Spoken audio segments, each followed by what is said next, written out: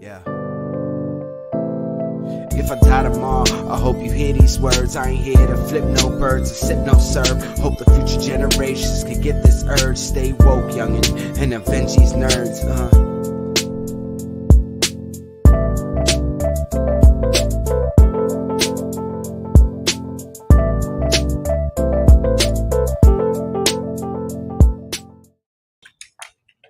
Here. Hola, friends. Wait, now my background's gone. What is happening? Mine is too. Hola, hi. Hold What on. the heck? What did you do? I didn't do anything. It's all your fault. I promise you it's not. So we've been trying to figure out backgrounds and us being mirrored. So clearly, since I've gotten this new thing and we've all gotten these new assets, I've been wrong. And I've been thinking that I was right this whole time. And nah, where's everyone going? I have no idea what's going on. Nope. Who's touching stuff? There we go. What is happening? Okay. All right.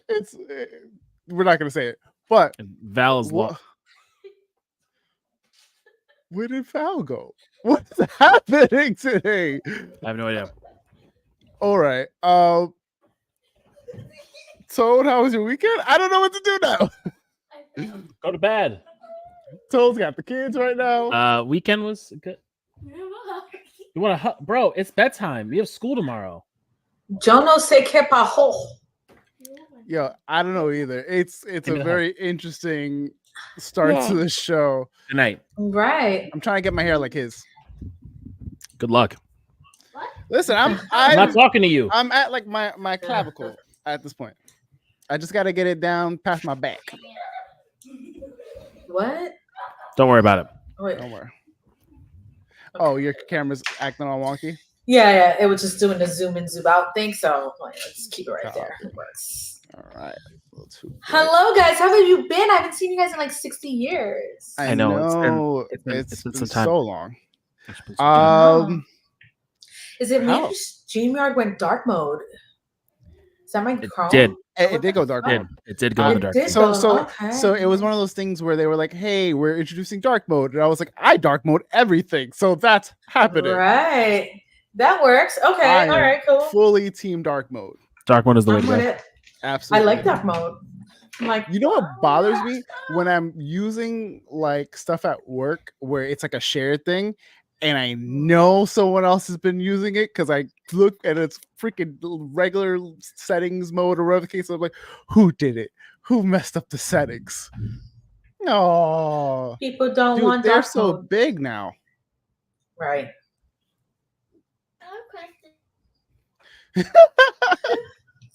Val, what was your weekend like? Did you get into anything?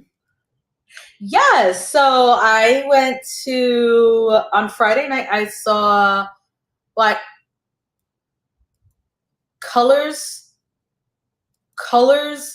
R&B only, I think is the name of the show, where DJ comes out and they play a bunch of R&B music and everybody sings and dances and all this other stuff. It was a great time. Is it like a silent thing that everyone has their own color thing? No, it's like in a. When you said colors, I was like, oh, colors is like I've done the silent raves where everyone is listening to a different DJ, so you can basically. Those are a lot of fun. I want to do one of those. It looks like a lot of fun. So much fun. No, it was out loud. Like a female DJ came on, a hype man's on, and they're on stage, and everybody's having a good time, and they're playing a bunch of music that we are either grew up on or we're totally in love with, kind of thing. Yeah. And it was freaking awesome. We did that on Friday. And then Saturday I went and got my nails done and worked. Sunday, I feel like I did something Sunday. I got my nails done too. Sunday. Huh? I treated my best friend. She got she got a manicure. I got a mani-pedi because I was like, my hands and feet look rough. Make them pretty. And she was like, okay. That works. I feel like I did something on Friday. What did I do on Friday? Take care of yourself. Make sure you do your nails and just go to the shop. When I walked in, there was a dude who was sitting down getting his fingers and feet done too. So listen, 2024, get your shit done. I mean, I'm always seeing men in the nail salon. Always. you should be taking care of yourself. Absolutely. I mean, it's only good. Absolutely. And then I think Sunday it's when gonna be it my got regular rained, thing now. Because I and football's back. So football is back. I am in Football my is back. fantasy league. So I won first week, lost second week by 15 points. Oof. So annoying, but I'm very invested. And Is this your first this week fantasy should be a league? good week. Yes. So in the past, what I've done, I did the weekly picks before. Now this is the first time I'm actually doing a fantasy league. I did a draft, and I'm a little bit You look gassed. stressed. The fatherhood stress. You're muted, Tom. Yeah. You talking fantasy? Yes. Yeah, Val's finally in a fantasy league. I'm 2-0 right now. Oh, you're back into a fantasy league? 1-1. Bro, I play every year. I thought you stopped for a little while. No, I'm in my college one. I was really excited because when they send you the email about how your draft went, and I got an A+, I'm tied for first. And then the guys were like, that doesn't mean anything. Anything could change for me. And I was like, fuck that. Let me enjoy my small wins, okay? And then first week I win by a lot. They're like, oh, it's just first week. The real way is when you know what happens after people get injured. I'm like, again, let me enjoy my small wins. It is true, though, because when you start having I'm not saying injured, it's wrong. Your whole I'm not saying it's wrong. Gets yeah. I understand that. I'm not saying it's wrong. What I'm saying is let me enjoy my fucking win. This for coworkers? Because a win is still a win. Yeah. Okay. You put money in? Yeah. Yeah, $25 a head. All right. It's not crazy. Nothing crazy. It depends. 12 man. It's a 12 man? 10 man? I think 10. Wait, so hold on. 12. 12? Hold on. So usually like 1 second. third place gets the buy-in back. 4, second place gets 6, like double the buy-in. 8, and 10. It's 10. Excuse me. 175 I think is the top. Okay. Yeah. Third place gets their buyback. I think so, yes. Yeah. And then second place gets a mix of something. Yeah, it's something small. Yeah, exactly. Yeah. But I mean, it's cool. And I used to do weekly picks back when I was in Optimum days, right? And I ran the weekly picks and I was very much invested in football. And as the years passed, I became less and less interested after Peyton Manning retired. And felt that. Yeah. And then it was like, you know what? It's time for me to get back into it. This city is very much into their football. So I'm enjoying it so far. I'm back in and enjoying it. Yeah. Nice. How was your weekend though? Either one. My weekend was a very mixed bag of me trying to get sleep back and failing up until like Saturday night when I was like, I'm gonna take 4 melatonin, and then I actually slept. It was great. But yeah, all I did really was I had our Old Gods of Appalachia game with Tommy, which was really good. A lot of really great RP moments and like getting into a lot of the nitty-gritty of our story and why we do what we do. Very touching moments between characters. Everyone was trying to make each other cry. Essentially, it was great.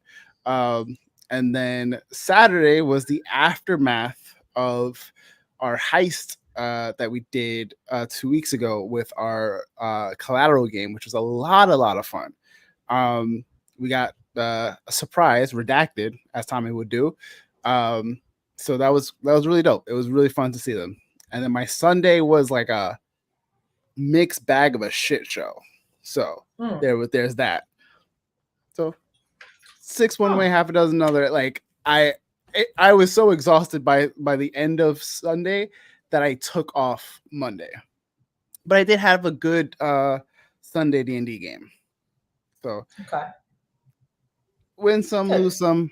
Not terrible, but could have been way better. Tone, what you get into? I don't think anything super specific for the weekend. We saw Beetlejuice yesterday. Nice. So that was a lot of fun. It's fun. It's a lot of fun. It's good. Yeah. It's Is it one of those that you can't be invested in, like really, because then you're gonna get real nitpicky about it?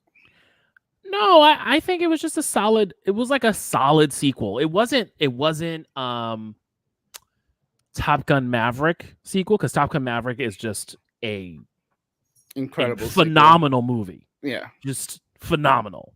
This is just a fun.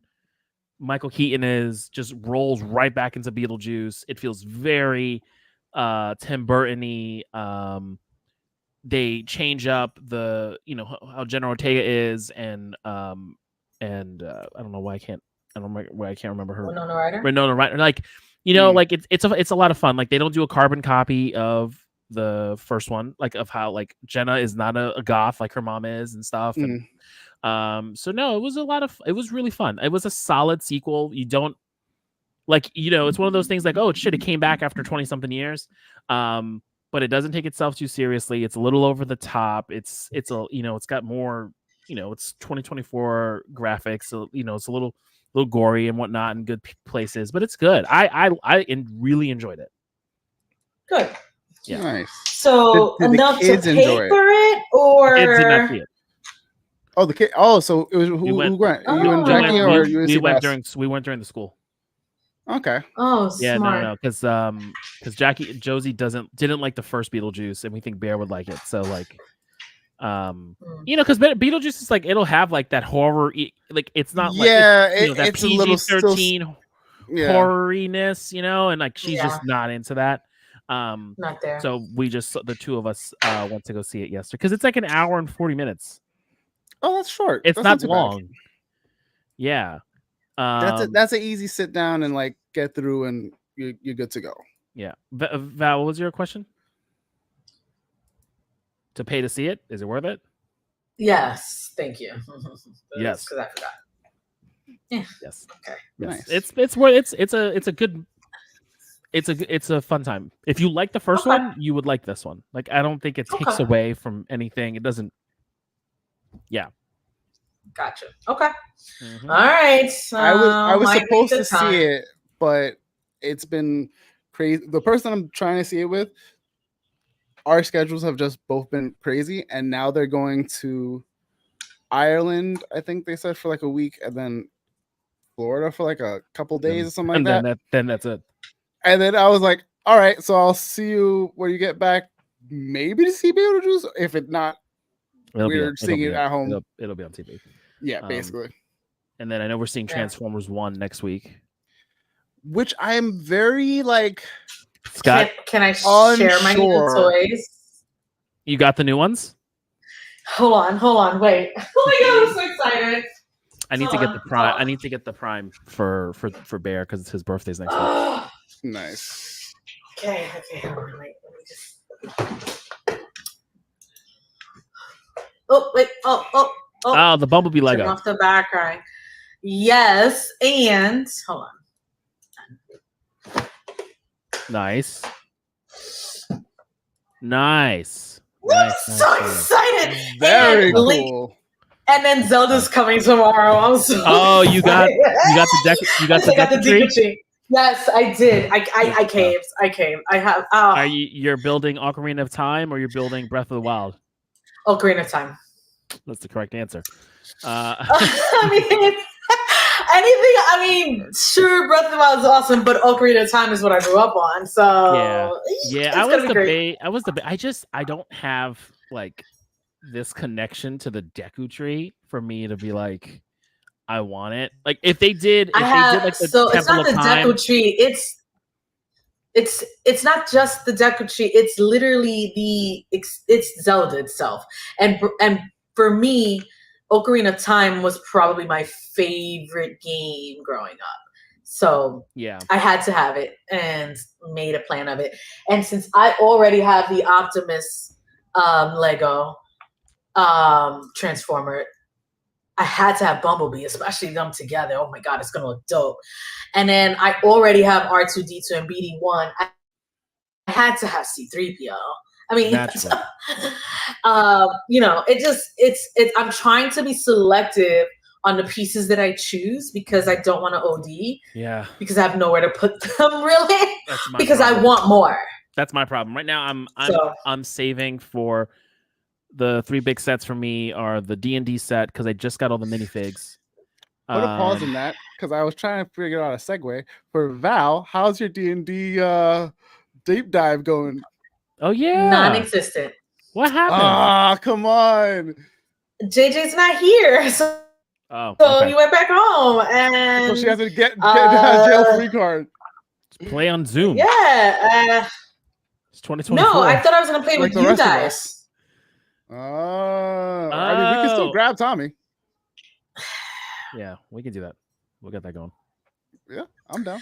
What was it? What I gotta get again? What I gotta do again? Nothing. Really? No, you don't just need to don't. Yeah, once we get into the weeds of it, we'll do it. But like right now, you good. You're absolutely good. Yeah, I'll play with you guys for the first time, I guess. All right. Cool. We'll just do it. Yeah. So I got all the D&D minifigs. There's 12 of those, so I have all those. I'm saving for the big set. I'm almost there, just between Amex points and everything. Then how much obviously is the big one? Like the big set? It's like $350. God damn. It's like $350, but then if you have the Best Buy total rewards package, which like which covers all your shit for 24 months. So I buy that. It's a yearly thing, but I buy so much shit from Best Buy, I literally can just exchange it if shit breaks. Yeah, it makes sense. So you always get deals on everything. So I get like $50 off from that. So it's like $300. Then I'm at like $160 in Amex points because of work. Because my work Amex can give me points, right? So I use that. And then I have like $20 in a Best Buy credit card, like a gift card or something. So loading those up, I'm hoping I can get it for like under $100 out of pocket, and then I'll pull the trigger. Nice. That's what I did with my Millennium Falcon. I only paid like $200 out of pocket because I had like gift cards, Amazon gift cards that I just stacked. So you know, I have my Lego pieces shipped. My Lego sets shipped to my office, so I can actually receive my packages. Right? They don't accept the third-party delivery service that comes here, so people are seeing me get these packages. And then one of my subordinates, no, I get excited. I'm like, oh my God, it's here. Oh my God, I got my new Lego set. Everybody knows I love Lego. In my office, I have the Statue of Liberty. I have the New York City skyline. I have the Ghostbusters car. I have the Infinity Gauntlet. And I have Wolverine's claw, right? That's in my office Lego already. And I plan on bringing Optimus and Bumblebee into the office as well. That said, and they bought me. I don't trust nobody.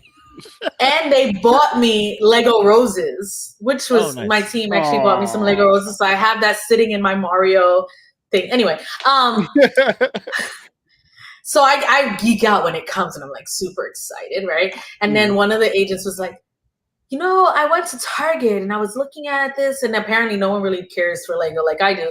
And they're like, these shits are not cheap. I was like, I'm aware. Like, do you spend this much money on this stuff? I was like, yeah. I'm like, absolutely. They're like, save it, Jesus. I was like, save. There's nothing to be saved. I enjoy this. Like, I don't understand. Right. It's rather interesting because they don't understand my obsessions. Yeah, it's cool. It's not 2 jobs ago. I used to have stuff delivered, right? Because I work from home now, and the job will go. But like my job when I used to work 2 jobs ago in the city, I used to have everything shipped there, and like I would just get it all picked up because it always felt like it came quicker in the city than in the boroughs. Like in the middle of Manhattan, I get my shit delivered way faster than the Bronx, and there was no chance of me losing it because no one gets yeah. So, but yeah, so like that Rivendell, then Barrador. Those are the 3. You got Rivendell? No, those are my 3 sets that I want it, but I want it so bad. I don't have nowhere to put it. Yeah, I would say like those are the 3 sets that I'm like the struggle. Yeah, right. Everything else, I see it and I'm like, I want it, but do I need it? Does it speak to me? Like the Jaws set, right? Like I like it, but do I need it? Not right now. That's the constant struggle every time I go to that damn site. Yeah. Whereas like when I saw the D&D minifigs, I went to because there's a third-party website where they get them all for you. I was like, I want all of these. I care about this, especially like, like I don't collect minifigs like that, but like for that specific series, if they keep doing it, I'm going to keep getting them. Eventually I'll get a Goliath and then I can make my character. That's like, that's the ultimate goal. That's the ultimate goal. Nice. Yeah. So, Yeah, no, that's that. I beat Warhammer. I beat the campaign for Warhammer, which was great. I heard it was really short. It's really short. It's better to play it online. I haven't had a chance to play it online, just because of work and everything. Yeah. But I enjoyed it. I enjoyed the campaign. So whenever you get it, Law, like let me know and I'll jump on with you because we can just I'll do. probably be getting it sooner rather than later. My friend wants me to download the Moria. Moria. Hold on, I forgot the name of it.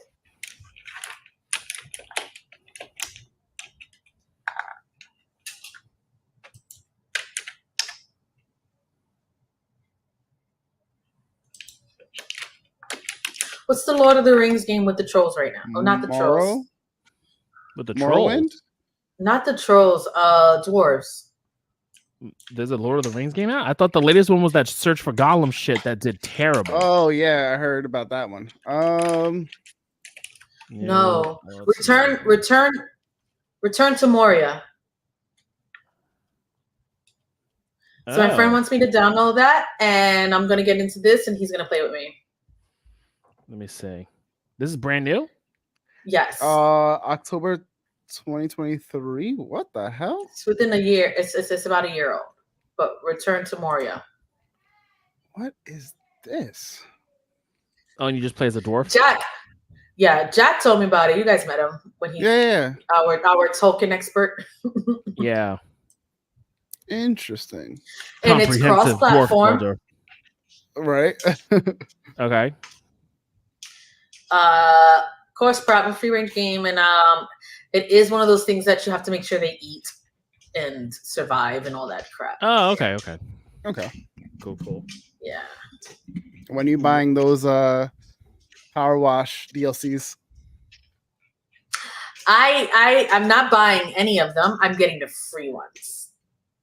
You should get the Back to the Future. Well, no, Back to the Future was I think Back to the Future you paid for. The Alice in the Wonderland I think is Lara Croft was the free one. Lara Croft and Warhammer were free, but Back to the Future, SpongeBob, and Alice in Wonderland and Alice are paid.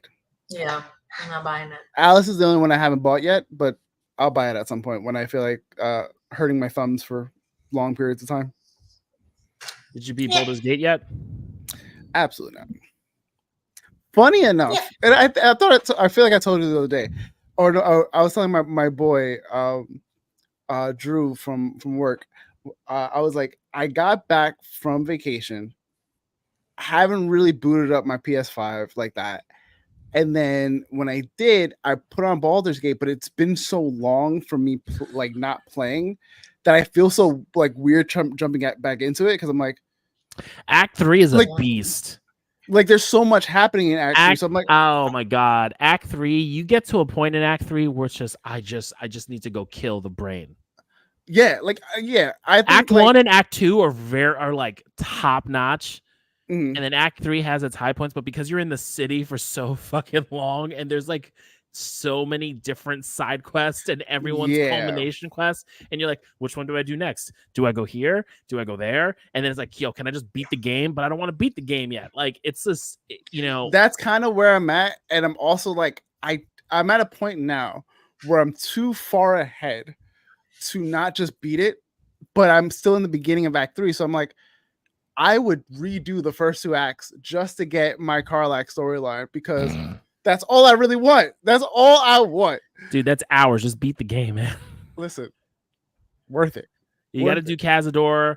Cazador is great. That stuff. But I wanted the other girl, the drow woman that we fucking manipulate. Yes.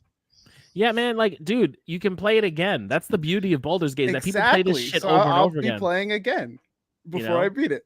That's silly. Just beat it now. All right. But funny enough, all right. So long story short, or long story long at this point, I was playing and then I was like, I need something else, and I ended up getting into Outer Worlds, which was pretty fun. It feels like Borderlands, BioShock, and it's the one with the planets, right? Yeah, like Oh in no a no no no space. no! No. Outer Worlds is more of it's an RPG like Borderlands, Fallout, all that type of Yes. shit. I was thinking of the other one where you go into the Outer ship. Wilds. That's Outer Wilds, where you go into a ship and you kind of just like this, and then you take off, and then you're essentially going to see like other planets or and they generate, and it's just a bunch of millions of planets, and they have to do a huge patch because no one was playing it and all this other shit.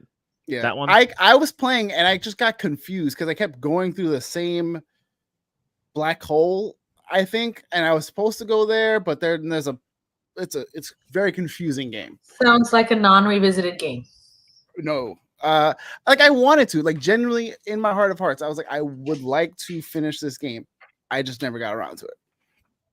It is what it is. I recently revisited because I give up on a lot of them because I don't have a lot of time. Like I'd like it and I buy a new one and then I get invested in and I give up again. But I had got frustrated because I downloaded Star Wars Outlaws and started that. And I'm in the beginning of the game, nothing crazy. Okay. So far, I mean, I'm enjoying it. I don't hate it, but I'm still very early and I don't have enough time. But there was a point where I've got to sneak into the Pike's main base and can't fuck up too many relationships that they fucking kill me everywhere I go. But I want an even relationship with each syndicate that they don't like me, but they still can fuck with me kind of thing. So I have to learn how to build that. But anyway, where I am is I have to sneak into some Pikes. I'm not fully sure on the route I have to take. I got farther in and I hit a stalemate, didn't know where to go. But I figured it out after that I need to actually use the animal I'm with to knock people out. Long story short, I got frustrated, turned it off. It was like, and I went through my game library and there's a bunch of games that I start and never finish, right? Legend of Korra. Have you guys played that at all? No, I have it downloaded, but I don't think I played it. It's the one with the little girl and like the cute little animals and stuff. It looks like a Studio Ghibli kind of thing. It's Legend of Korra, like the Airbender. Like no, I'm thinking of. I know you're talking about Kima something. Yes. I know what you're talking about. I'm talking about Legend of Korra Avatar. No, I have. So I have that. That one has another game that I gave up on. That was another game that I gave up on, but which I got to go back to.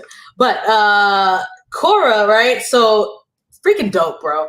Freaking dope. And I remember giving up on it, and there was this battle that I had to do with this mech tech thing to unlock earthbending, and I couldn't figure it out. And then all of a sudden, I get back into it, and I'm like, oh, this shit is easy. And then I figured it fucking out. So I just unlocked earthbending, which was freaking awesome because now I'm fucking people up. And then I got earthbending and I've mastered waterbending. I'm at a high level of this shit. I'm like, why'd I give up on this? And then I hit a spot where I'm like, oh, now I remember why I can't fucking stand this shit. So I gave up on it again. I'm just saying is that this was a weekend. This was a week of revisiting some old games and realizing why I gave up on it. Yeah, I've been there. I've been down that rabbit hole of like, why didn't I play this? I feel like it was mad fun. And then I played it again. I was like, oh no. I think Legend of Korra is dope.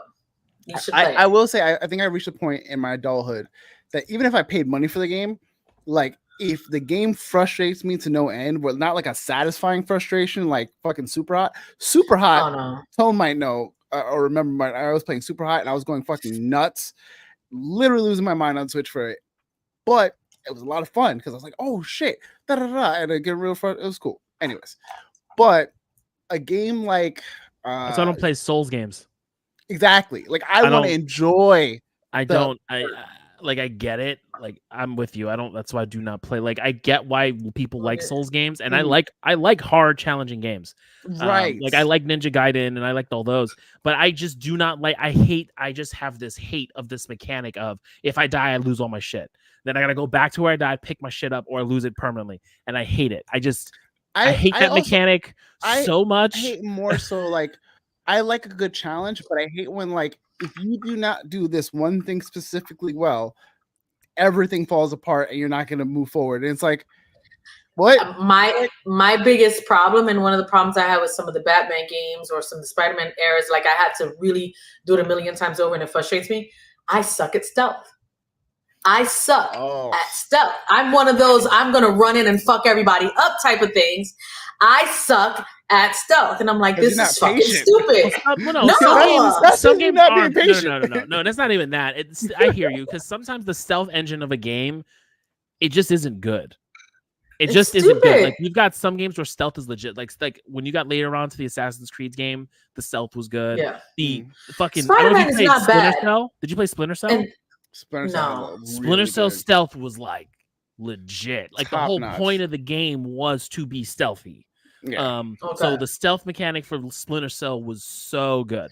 Metal Gear, if you really wanted to play stealth, you can play stealth. Essentially, Hitman is one of those kind of games. Batman too. was a good one in the first two. The third one, not so. I was like, this is fucking stupid. What are we doing here? Till this day, have not finished the third one, and everyone's like, "But it's." I was like, "I already know the third reveal. one, I know all this or prequel." No, It's a third prequel. It's the prequel story, but it's a third one. The prequel's the third game. Yes, Fourth you're game. right. Let me say it That's correctly. the game I'm talking about. Oh, I finished the that. That's one of my Oh favorites. no, I like the prequel. The prequel's a beat 'em up, man. Like you just beat Arkham everyone. Knight is which is the basura. one with the stuff. There's the one in the So it's Arkham Asylum was the first one, Yes. Arkham right? City. Which is my favorite. Okay, Arkham City is the one I don't like. I love Arkham City. And Arkham then- City's like crazy good. pinnacle No, video Asylum game. was lit. Asylum was Hold on, wait. What's the Asylum- name of the third one? Arkham Knight. Arkham Knight. If you're going, Okay, no. That's the one I don't like. That's the one I don't like. Night, City, and Asylum were good. Night, the one I with the don't. Batmobile. The one with the Batmobile. Yes, That one sucks. That one sucks. That one it's sucks. horrible. I hate the Batmobile mechanic Yeah, because it's stupid. it's fucking It's ridiculous. stupid. You built me up to be able. It's like if you cannot escape and evade and shoot down all these guys, I'm like, Yeah. I just want to And fucking it be a doesn't cool drive detective well. and beat them up. Like Doesn't it drive well. doesn't drive well. And then you want to do all. and then all the Riddler challenges, you have to do it with the Batmobile. I'm like, yo, I'm over this. It's No, stupid. done. It's I stupid. love City. So done. City is like one of City's the best amazing. games. Asylum was for me better, but I enjoyed City as well. I don't like Night. That one was Origins, Not. I That was will not. say, I never fished that is one. Like a surprise. Origins favorite is of good. mine. Origins, Yeah, is Origins so is much good. fun. I actually got the collector's edition for that because it was so good. Origins is fun. I went to the New York Comic Con where Troy Baker did the panel for it because that was the first one when Mark Hamill and Kevin Conroy didn't do the voices. Right. It was Troy Baker and I think someone else. Troy Baker was Joker. Yes. And someone else was Batman. Craig something, I think it was his name. I don't I know. think so. But I had the can't recording. remember He read a script from the Joker as the Joker, and I have a recording of it. It was yeah, it was a good time. That was a really cool panel. It's one of those things where like it's hard for voice actors to take up roles from people who have done them so well and for so long without either trying to emulate them or go so far off that it just feels jarring instead of being like a happy medium. Yeah, And I think Troy Baker did a fucking amazing job with like marrying the idea of like, yes, this is a younger, like, you know, different kind of Joker, but still the same energy, same vibe, and almost the same voice, like completely. yeah, he did a really great job. Mm-hmm. Love that. Yeah. Yeah. No, I'm trying to think. I think that was it though. Like, yeah, I tried Bloodborne. I was just like, I don't get it. I get the critical acclaim of the Souls games. I bought it. I was like, I don't get it. I don't get it. I was so hyped for Ghost Runner when I saw it because it looked beautiful, and I was like, oh my god, this is amazing. It's fucking parkour ninja bullshit, right up my alley. And then I was like, oh no, this isn't what I want it to be, because it's one of those games where you have to precisely hit, like if I am running across something, if I do not hit the smallest margin of this fucking like floor to jump to the ledge, I completely miss the ledge no matter what. So like you have, like the timing has to be so specific that I was just like, there's no margin for error, there's no margin for creativity. Like you really just have to hit this one small specific spot. Yeah. It's why I It haven't doesn't make it fun anymore. So I didn't get Wukong. I know a lot of people go like super hype about it, but I was like, well, everyone's super hype about Wukong, and it's probably going to win Game of the Year. Just be, it's a. Is that the one with the monkey? Astrobot actually. I was just gonna say, Astrobot. I'm hearing nothing but great things with that. I'm gonna get this. Have you played the first one? Absolutely. I finished that when I first got the system. I was like, this game is amazing. And like my boys love me. I'm gonna buy the second one. Right? The second one, I'm like, I beat it. Perfect. I beat it maybe like a couple months ago when I got my PS5. And then he was like, yeah, the next game's coming out. I was like, all right, cool. And then everyone's talking about the new game. And I was like, what do you mean? Yeah. I thought I still had time. And I was like, oh shit. No, so it's that out. I have to buy like very soon. Yeah, I plan on getting it this week. Yeah, it's probably Wukong or Astrobot would probably win Game of the Year. I mean, there's no other releases really for this year. It looks like in the category, Wukong, Astrobot will definitely be 2 in there. I think Warhammer will make it just because of how good Warhammer plays. Just as like a shooter, it plays really well. Okay. Final Fantasy VII, that's another competitor, right? For Rebirth. I thought Rebirth was last year. No, Rebirth came out in April. Oh shit! It was April 2024. I put 100 plus fucking hours of that shit. It was amazing. Fucking loved Spider-Man it. 2. When did Spider-Man 2 come out? Last year. Last year. Last year. It was up for. It was up against Boulders, right? It was up against Boulders. It was up against. Yeah, Baldur's Gate was taking that shit. It was there was a couple games that like were in contention. Everyone was like, "Oh shit!" Oh, Alan Wake was the other one. Like Alan Wake snuck in there, and everyone was like, "Y'all just gonna drop Alan Wake and bounce?" Like y'all can't fucking do that shit. Final Fantasy 16 was also part of that conversation. Because Final Fantasy 16 was really good. Yeah. No, those are so we'll see. But I think I heard a lot about Astrobot. And then I think that's it. I mean, I gotta see. I'm looking at like the list of like what games came out this. Oh, Helldivers will get a nod, but then Helldivers got hit by all that. I think it was like the online. They had to stay online or something. There was a controversy that came on a couple weeks because Helldivers was taking the world by storm. Yeah. Then that happened, and I think people still play it, but whatever. Because you got to think about too. Pale World took the world by storm too. The Pokemon game, that Pokemon that they stole Pokemon images essentially into like the Pokemon Minecrafty fucking thing. The money that they made, and they were like, as a small studio of like what 16 people, they were like, we don't know what to do with this much money. Like, yeah, they made a shit. Should we just retire? It's crazy. They made a shit ton of money. That was one of those where they used AI to help them. But yeah, no, Helldivers will be there just for like a nod. But I think what happened afterwards screwed them. Gotcha. That's why I didn't get Helldivers either. Don't say nada. Huh? I don't know nothing. Yeah. I'm trying to look like April. I'm at April at this point, and I haven't seen anything that like stands out other than what I've said so far.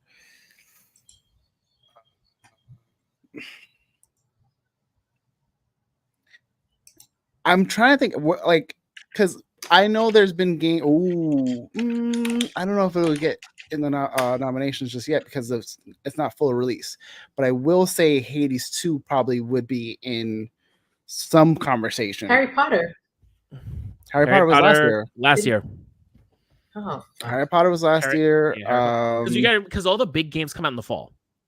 Like the big AAAs come out, like the really big popular AAAs come out in the fall. So Harry Potter was last fall. Final Fantasy 16 was last fall. Baldur's Gate was last fall.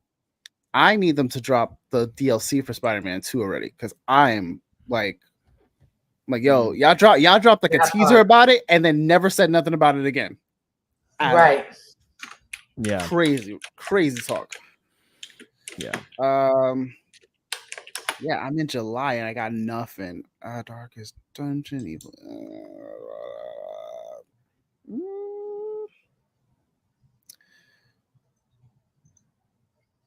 Yeah, not a lot.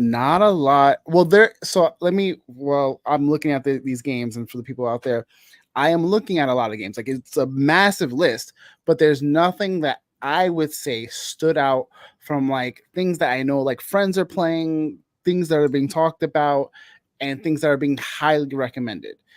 If you are thinking, Val, about the Harry Potter game that did come out this year, there was Harry Potter Quidditch, but I don't think you were talking about that. No, that just no. She's no. You're talking about Hogwarts Legacy. No. That's the one.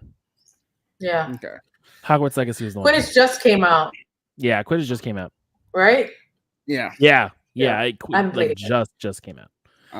That one has the fun mask of the Hagrid from the old Harry Potter games. I don't know if you've ever seen that meme of like the old CGI Hagrid in the games. He's like a really flat faced. Oh, yes. Yeah, that's a mask. Yes, That's a mask in the new Quidditch game as a Easter egg. Silent Hill 2. There's a lot of remakes I'm seeing. Like a lot of remakes, a lot of remasters or completed editions of something. But nothing that I'm seeing that's like, oh, we forgot about this major something game. Yeah. I am a liar. I am a fucking liar because I didn't realize it was coming out this year. Oh shit, I'm a liar. The Life is Strange newest game is coming out this year, which will guarantee be a contender for a game of the year. If they don't fuck it up. But honestly, there's no way. Like, damn. And Life is Strange. Is that the one with the girl in the town? It's like one of the story-based kind of telltale-ish. Yeah. Okay. Also, Tone, Dragon Age the Veilguard comes out this year. We'll see. That's Halloween. We'll see. But like again, a lot of people didn't care for Inquisition.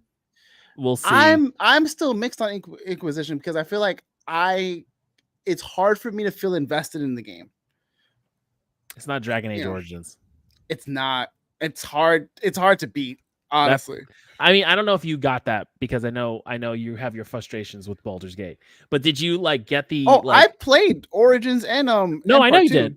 Okay. No, I know. But remember how I told you like they had that meme of like why people loved Baldur's Gate, right? The Ratatouille meme is that when you eat he ate the Ratatouille, it reminded him of his mom.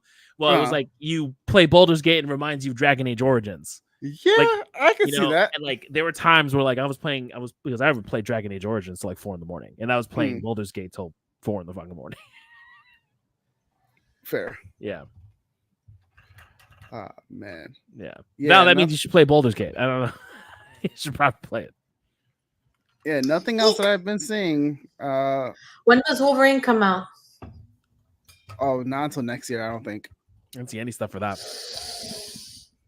Insomniac's doing it, right? It's gonna be the same people doing Spider-Man. More than likely. Yeah. Okay. Which I'm looking forward to because I love the Spider-Man games. Yeah. I would like for them to drop the DLC, like I said, but we'll see. Oh my god. But all of that talk said and done, I think when Tone gets back, we can get into the topic of today. Are you ready, Val?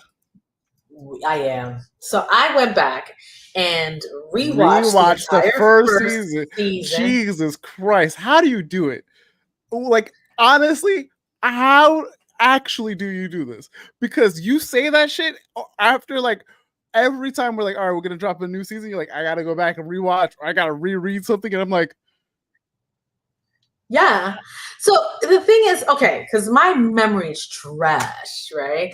And the problem is that I have so many different things going on and I have so many different interests and so much going on that I'm glad I rewatched it because I barely remembered what I saw. It was like watching it brand new again. And now a lot of things made sense where some of the stuff felt like it was all over the place. It pieced together. Now I understood it a little bit differently. Like the foreshadowing that I didn't catch before. It was the same thing like when I rewatched Game of Thrones several times each year. It gives me more insight in things I should have seen before and didn't realize, or now it makes more sense why certain things were done. So watching the first season again gave me that opportunity to do that. Where Halbrand and where you see there's certain connections that Galadriel brings with Halbrand, and then how he gets to Numenor, whatever. Numenor, thank you. like it's an interesting progression when you rewatch it the second time, right? And how you see these things come into play that you don't realize is coming when it's happening week over week. I prefer to binge than the week over week. So then I jump into season 2 and have a better understanding and appreciation because I revisited season 1. And I'm like, oh, now that makes so much sense. Then I had a conversation with Jack last week because I've now watched 3.5 episodes in. I see half of 4 and I know 5 came out. And he's explaining to me the timelines and certain things, and now I have a better understanding rewatching it and having it fresh. But okay with the new series, or like he doesn't enjoy it? He said he's liking how they're attempting to fix some of the things. It's still not where it needs to be, but he's not upset about what they're doing. There are some things that don't make sense.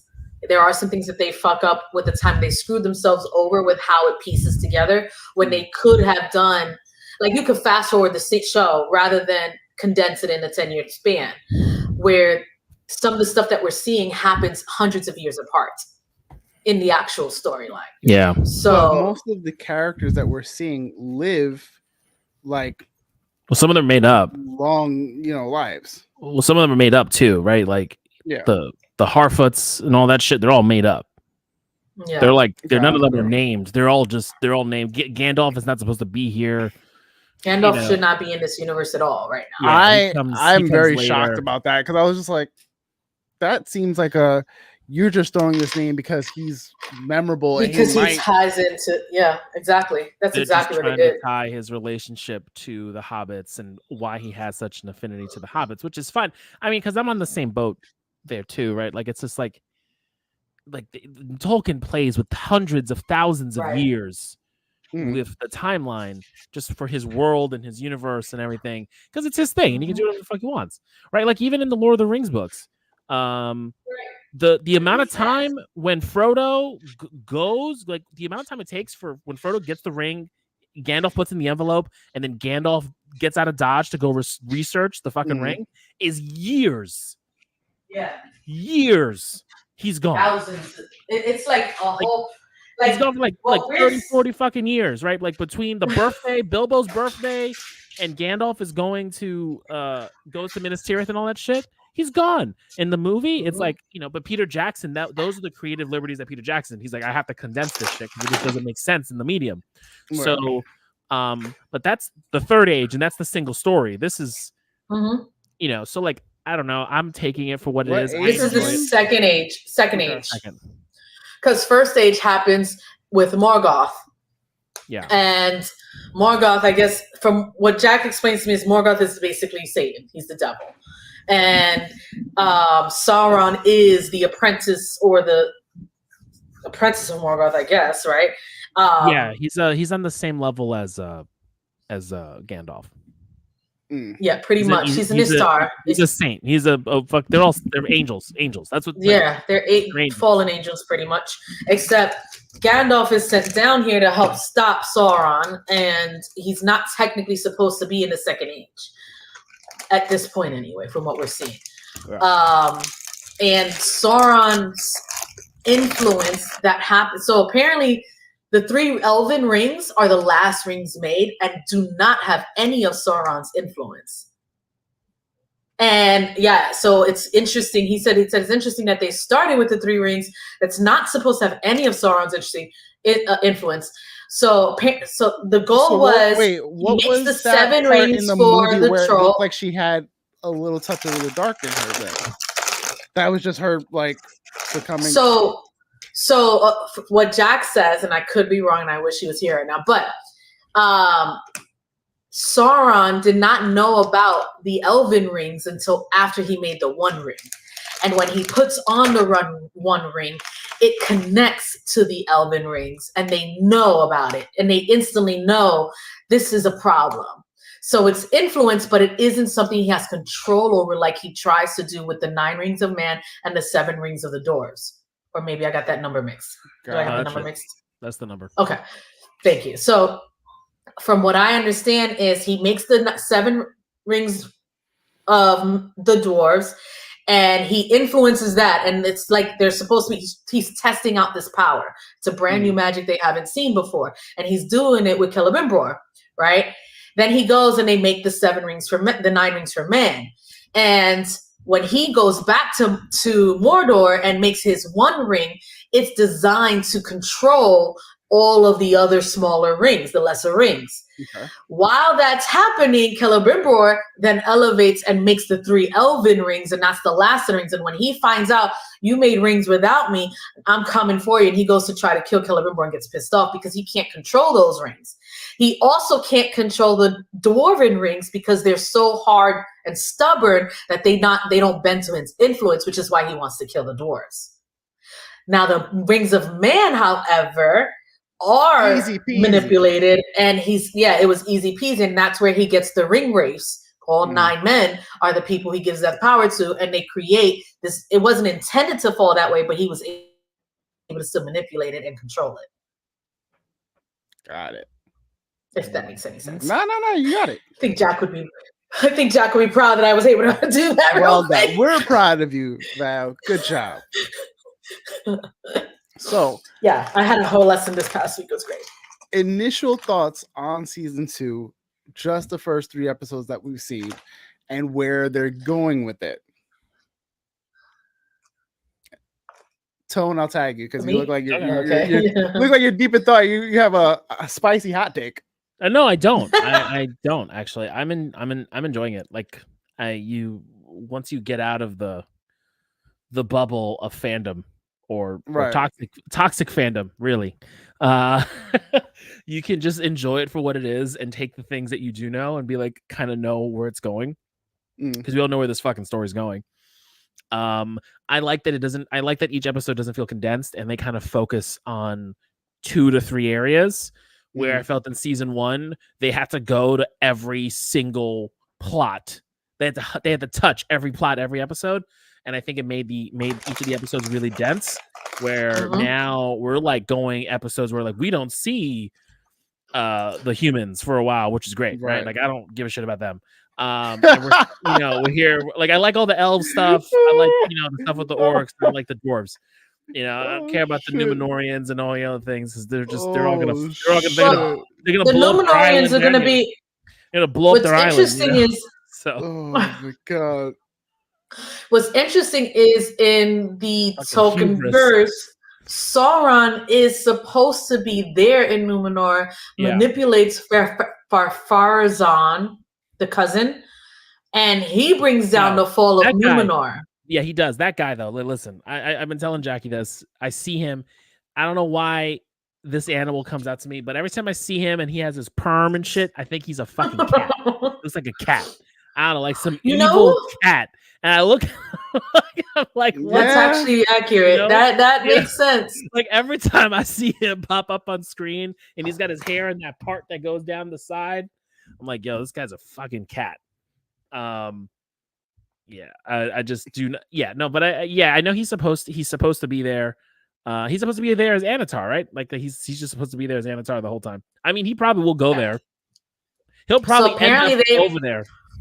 He'll probably end up over there if they show. I'm looking at this dude's picture. Yeah, it's a yeah. So episode 1, let me see. They used no CGI. Elven Kings Under the Sky. So Sauron bargains with Adar. The stranger and Nori venture into new lands, and the Elven rings face judgment. So in this episode, I think Elrond takes the rings to one of the wisest, oldest elves that's there, and it tells him to destroy them, and he decides, nah, chill, it's powerful kind of thing. Like, we can't do that. I mean, he got that influence. He heard that, wait... Are you sure? that devil on your shoulder. It literally, that's what was happening. I mean, that's what they hint at in the show. Apparently, that's not what's supposed to happen. Which I again find funny because it, like, in the books, what were the first rings created? It was the One Ring. The Dwarven rings. It was the Dwarven rings. So why not start with the Dwarven rings? That's the problem that the show I don't know. I think they needed to show they're tying everything to Galadriel, right? So they're tying this entire story to Galadriel, Galadriel's not written out in the appendices like this. They just decided to use her because we know who she is, we know how important she is, all the other stuff. So they're using her as the character to see everything through, and so they had to like tie it. Because she isn't a warrior in the storyline at all. She also isn't. She's supposed to be married with a kid. Elrond actually married. What's going on? I know. Elrond is actually married to her daughter in the books. Yeah. His wife is Galadriel's daughter. Yeah. Elrond. Galadriel's Arwen's grandmother. Mm-hmm. Arwen is Galadriel. Liv Tyler. Her grandmother is Galadriel. Galadriel. Because her daughter is married to Elrond, her father. Yeah. And we haven't met Galadriel's husband yet. And she hints at her husband dying, but apparently he's alive somewhere though. No, and at this point in time, he's alive in Lord of the Rings. He's alive in Lord of the Rings, but in the show, she made to mention that she was married once, and she thought he was dead. I don't know. In this show. Also, if we're talking about facts too, Elrond's brother was the first king of Numenor. Yep, and he chose to live as a man. Elros, yes, and so they chose because they're half elves, both Elros and Elrond. They're twins who are half elf, half man, and both of them chose to live separate lives. So Elrond chose to live an elven life, and Elros chose to live. Liv Tyler with the elf ears, 10 out of 10. You're not wrong. You are not wrong, sir. Yeah, I guess. We're glad you made it. Yeah, glad you're feeling better. Yep. Good. I forgot what I was saying, but Elros, so Elros actually is the king of Numenor and created that city, the first king, and then had the relationship with the elven. What's the place where they go to live forever? Valinor. Thank you. So many names. It's a lot. But the reason why Numenor falls away from Valinor and they get manipulated because they don't want to fall under the elven whatever, and Farazan thinks that man should be running everything, that we're not subject to the elven rule. They're jealous. Just fucks everything up. They're jealous. They're jealous because they are not immortal. Even though Numenorians can live to be 300, 400 years old, this hubris, this idea of immortality, which was not given to them, they are jealous of it, even though they were given the gift of long life because of their work in the war in the first age. In the first age. And and so that's kind of Numenorians, if I'm getting this right, the people by the sea with the star-shaped island. Yes, that's aren't they all human? They're all human. But they were blessed by Valinor and the Elvens they live a more extended life. They live with prosperity. They live a more. Yeah, I don't think I realized that. They're the highest that's the peak of technology for man is Numenor. At that time, yes. I mean, fair. Okay, I can see that. And that's why they tied to the elf. That's why there's so much elven stuff there, because of who their first king was. And then there was that break in which they were jealous. They were never allowed to go to Valinor. They were jealous of the elves. They were jealous of their mortality. And then it just got to this whole idea of like, we're going to reject. What's interesting is Elendil, the captain, the sea captain, he is a descendant of Elros as well as the queen. They have different parentage, obviously, but they're just direct descendants of Elrond's twin brother. So technically, if that royal line ceases, Elendil has a claim into the royal line. Does he know that he's descended from? Yeah, but he's loyal to the elven race, and because he's the loyal one, while the Numenorians are starting to shy away from it, they don't want someone that way. That's why they are shunning their own king and the queen, because they still carry sympathy towards the elves. And for Farazan, the cousin, does not. Yeah. So because of that resentment there, he keeps his stake separate.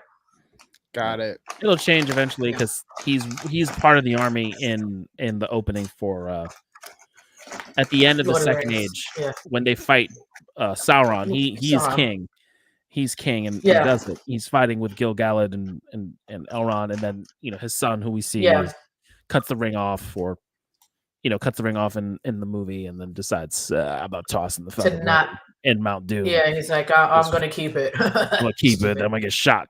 So it is what it is. But yeah, no, it's a whole thing. It is a whole thing. Whole thing. But I'm having fun with it. I'm having fun with the show. What flavor, Val? Cheddar and sour cream. So good. That is one of my favorite flavors. I do like the ruffled baked ones though. Those are good too. Yep. Got me started. I saw it on that. So I was like, ooh, I want something to snack on. Because guys, I just got home from work, literally. But so we see, okay, so I want to talk a little bit about the stranger. Well, Gandalf. It's because Gandalf. that storyline. It's Gandalf. Which I find I'm a little annoyed by the storyline a little bit because I was hard for me to see where it's going. And then he gets to this place and then we see like a fake Saruman. I don't even know who the fuck that is. I mean, whoever that is, they did a really good job of being like, it looks a little bit like Christopher Lee. It does. I was like, that's Saruman. Yeah. Yeah, I thought it was, but it doesn't seem to be because Saruman is not a dark wizard. Not yet, anyway. Well, Gandalf's not supposed to be there either. Oh, he's not? That'd be stupid. I thought he was the whole time. Gandalf is not around in this second age. So remember, I'm saying Saruman. He's not a dark wizard the entire time. No, he's just playing good. No, the wizards are sent to help against Sauron. I mean, Sauron. Saruman is not. That's why he's Saruman the White. He's the leader of all of the wizards. The reason why Gandalf becomes Gandalf the White is because Saruman didn't do his fucking job and got fired. Right. Right. So Iluvatar sent Gandalf back, and he was like, "Yo, my man, here you go. Here's a promotion. You're now Gandalf the White, because I don't fucks with Saruman anymore. He has been excommunicado." Yes, that's exactly what happened. And Gandalf, the old man fight. I remember, and that was a fucking epic fight. I love that fight so much. Yeah, Saruman and Gandalf fight was lit. I don't know why I got the impression that when Saruman makes Gandalf breakdance. He took Australian breakdancing though. He makes him do the twirl. Yeah, that shit was funny. Not the fucking Australian breakdancing, Jesus. It's Australian breakdancing, yeah. That's exactly what it began losing his mind after a while. Okay. So essentially, yeah. If I'm getting all this correct, Saruman was good originally, and then was somehow manipulated by Sauron. Okay. Yeah. But this happened in the movies. This happens in the Third Age. Yes. This happens way in the Third later. Age. Yes. Way later. That's why last 2 years ago when we were talking about Rings of Power, we were like, oh, that can't be Gandalf. It has to be a blue wizard. Yeah, because those are the ones that exist in this age. Is they came earlier and we don't know anything about them, or we finally got their names and stuff, but because there isn't, like, you're not connected to them, they're not in the fucking movies.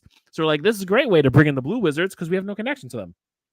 Right. And they were like, nah, follow your nose. They're like, okay, so that's Gandalf. Yeah, and it shouldn't be Gandalf because he's not knowing all the information. Yeah. I like when you two are smart again.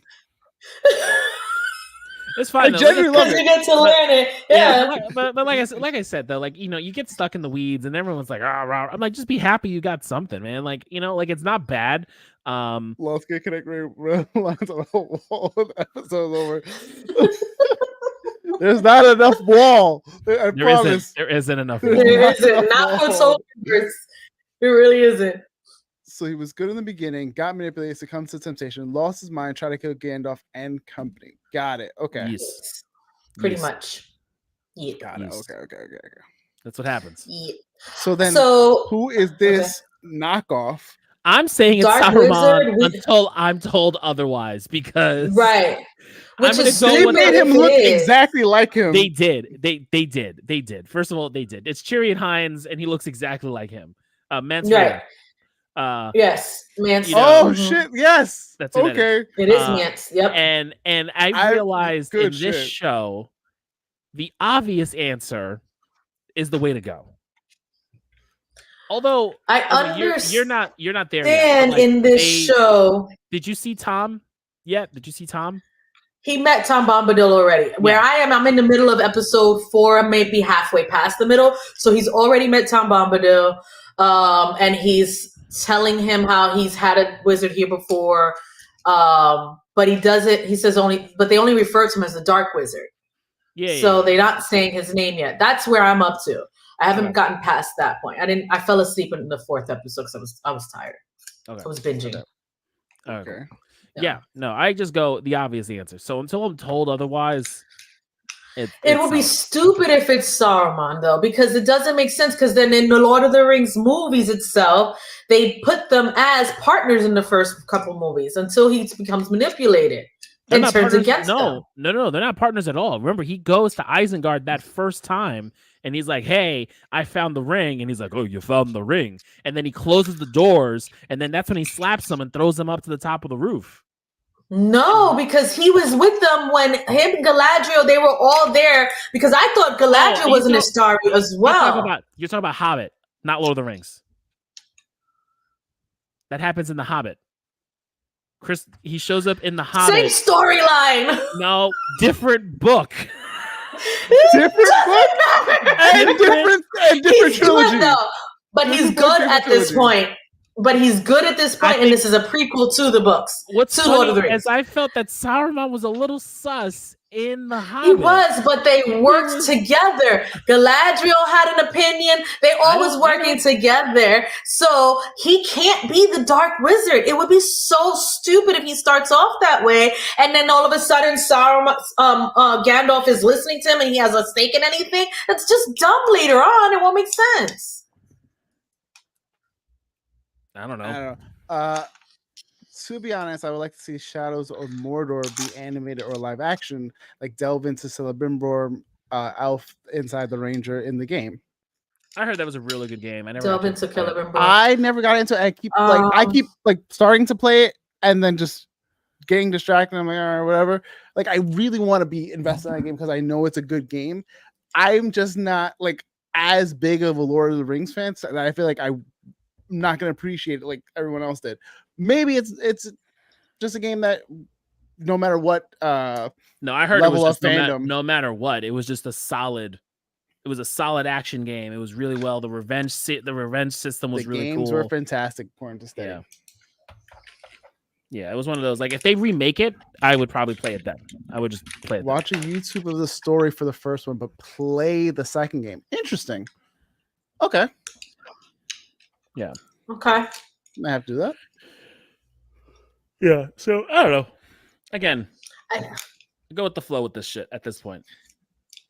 I'm very interested to see because, like, based on your guys' reactions, me finally connecting certain dots and like whatever information that should lead up to like where we're seeing, there's so much happening that like, how do you course correct that much? You don't. They don't. They have to.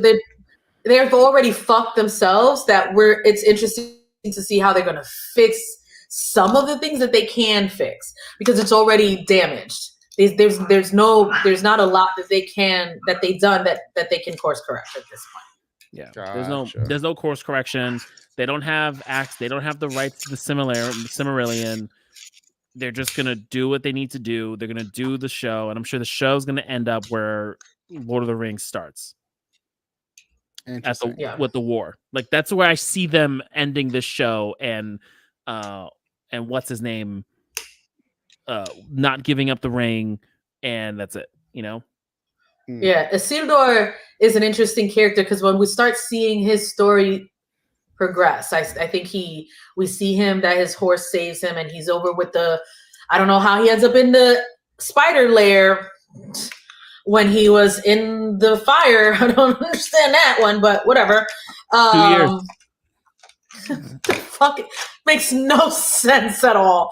Wait. And then the horse goes to save him. What did I miss?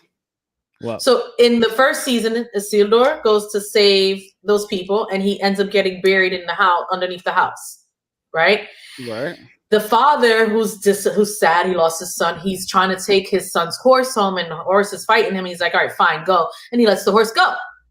In this season, we see the horse again. And the horse goes to save Isildur. But he's not in town with the buried under the house.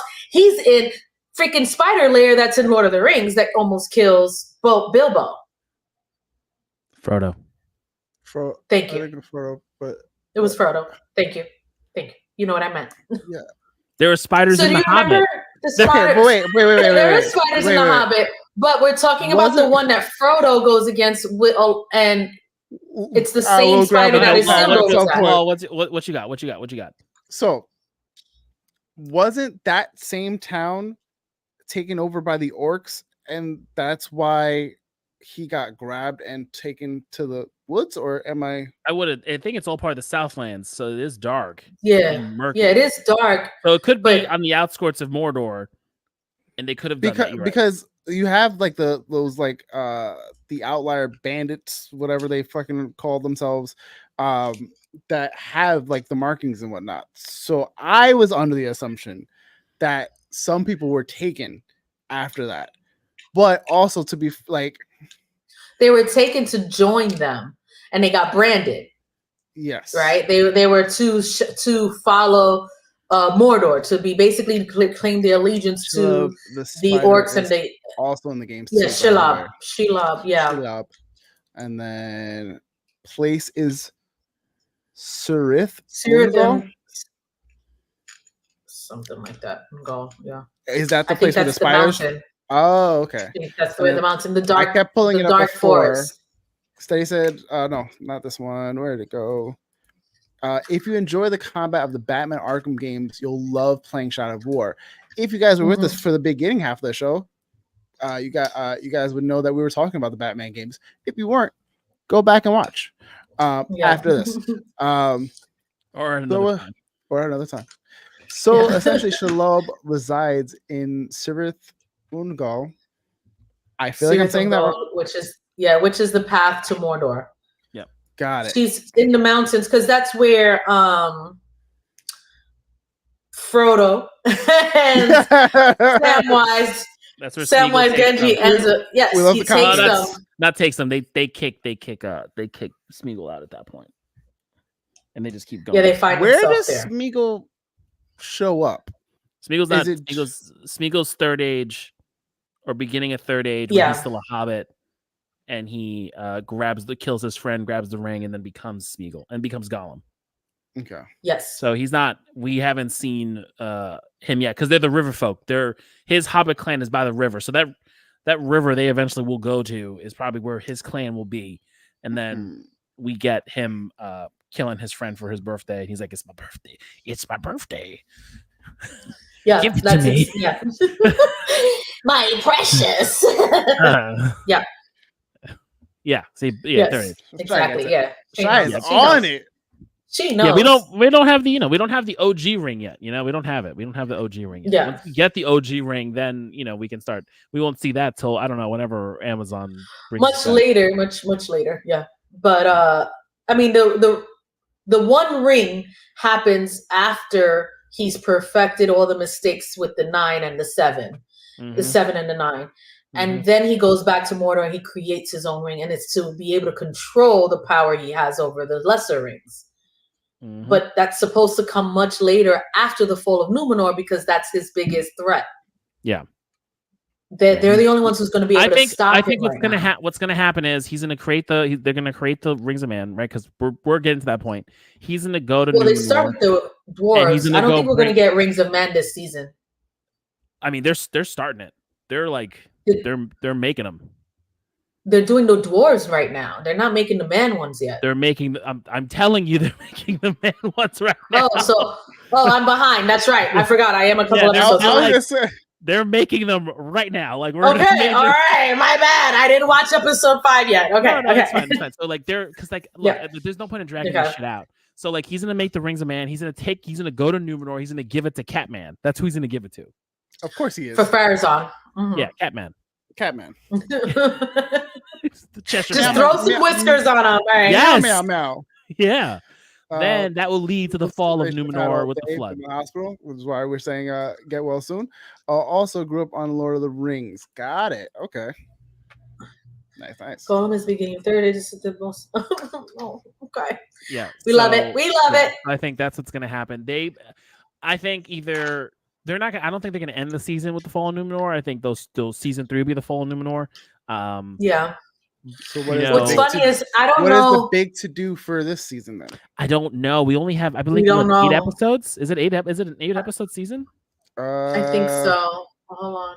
Let me see. How many episodes? Rings 8 episodes. And we were on 5? 5. Yeah, because this week 6 comes out on the 19th. All right. So we've got 3 episodes left. I think they're changing it where Celebrimbor is going to figure something's out's going down. Gil Galad's going to go to where Celebrimbor is. He's going to realize his boy was lying to him. Eregion. He's going to find out his boy was lying.